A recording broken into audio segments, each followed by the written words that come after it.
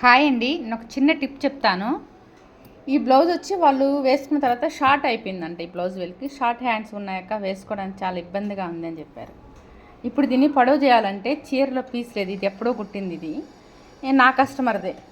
చీరలో పీస్ లేదు, ఎప్పుడో కుట్టింది. ఇప్పుడు చీరల పీస్లో దీన్ని పొడవు రెక్కలు చేయాలంటే ఎలాగంటే చిన్న టిప్ అండి.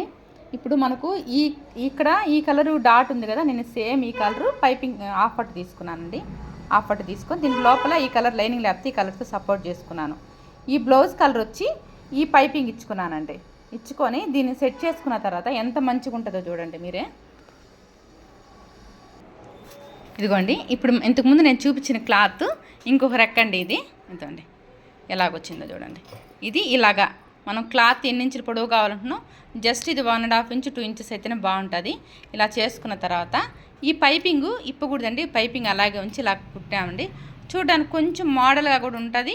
ఈ కలర్ ఇక్కడ ఉండడం వల్ల ఇది ఏదో కొంచెం మోడల్ పెట్టినట్టు ఉంటుంది, కానీ ఇది మోడల్ కాదండి. మన హ్యాండ్ పొట్టు అయిపోతే పొడవు చేసాము. ఎలా ఉందో చెప్పండి.